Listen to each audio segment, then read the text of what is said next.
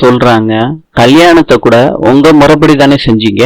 ராமமூர்த்தி சொல்றாரு, உங்க முறைப்படியும் தானே பண்ணணும்.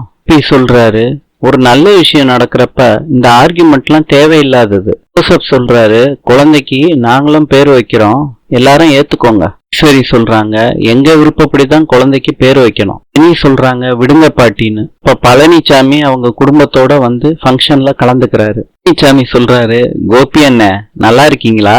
கோபிக்கு எல்லாரையும் அறிமுகப்படுத்தி வைக்கிறாரு. மூர்த்தி சொல்றாரு, பழனிசாமி இவரு எங்களுக்கு ரொம்ப வேண்டியப்பட்டவர்னு ஜோசப் கிட்ட சொல்றாரு. எங்களுக்கு பையன் மாதிரி. பழனிசாமிக்கு ஜெனியோட அம்மா அப்பாவை அறிமுகப்படுத்தி வைக்கிறாரு ராமமூர்த்தி. பொண்ணு வீட்டு ஆளுகளும் மாப்பிள்ளை வீட்டு ஆளுகளும் சண்டை போடுறாங்க, உரிமை எங்களோடதுன்னு குழந்தைக்கு பேர் வைக்கிறது. பழனிசாமி சொல்றாரு, உரிமை எப்படி 2 பேத்துக்கும் இருக்குதோ இந்த விழாவை சிறப்பா நடத்துறதுக்கும் உங்க 2 பேத்துக்கும் இருக்கு. குழந்தைக்கு 7 வயசு முடியும், எல்லாமே அச்சாணி மாதிரி பதியுமா.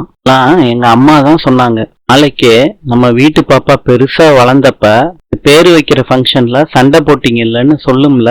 ஜோசப் தாத்தா தான் முரண்டு பிடிச்சாங்கன்னு சொன்னா ரொம்ப வருத்தப்படுங்க. அம்மா சொல்ற பேரு என்னன்னு கேட்போங்க, பிடிக்கலாட்டி பேரை மாத்திப்போங்க சொல்றாங்க.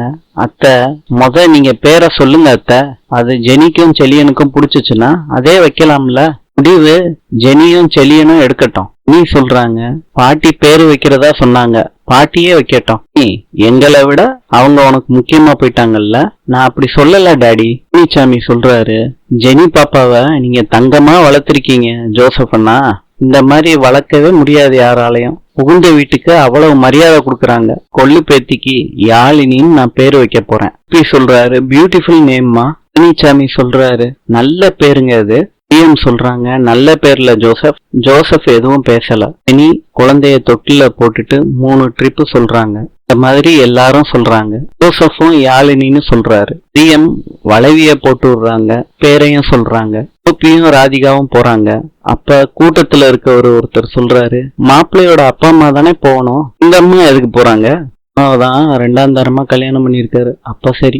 ராதிகா குழந்தைக்கு கொலுசு போட்டு விடுறாங்க, பேரையும் சொல்றாங்க. கோபி ராதிகா கிட்ட கேக்குறாங்க, எதுக்கு குழந்தை காதுல சொல்லணும் பேரை? ராதிகா சொல்றாங்க, காதுல சொன்னாதான் குழந்தைக்கு கேட்கும், காதுல சொல்லாம மூக்குலையா சொல்லுவாங்க. பழனிசாமியோட அம்மா கழுத்துல இருக்க செயினை எடுத்து குழந்தைக்கு போட்டு விடுறாங்க, பேரையும் சொல்றாங்க. சொல்றாங்க, பாக்யா சமைக்கிறது அதே மிளகாத்தூள் அதே காய்கறி தான், ஆனா எப்படி புதுசா சமைக்கிறான்னு தெரியலையே. ராமமூர்த்தி சொல்றாரு, அதுக்கெல்லாம் ஒரு ஆறு வேணும் ஈஸ்வரி. பழனிசாமியோட ஜோசப் பேசிக்கிட்டு இருக்காரு. பழனிசாமி சொல்றாரு, பாக்யா மேடம் சாப்பாடு பிரமாதம். பழனிசாமி சொல்றாரு, எல்லாத்துலயும் கொஞ்சம் கொஞ்சம் எடுத்து பேக் பண்ணிருங்களே. அதுக்கு செல்வி சொல்றாங்க, ஏற்கனவே பேக் பண்ணி வச்சுட்டோன்னு.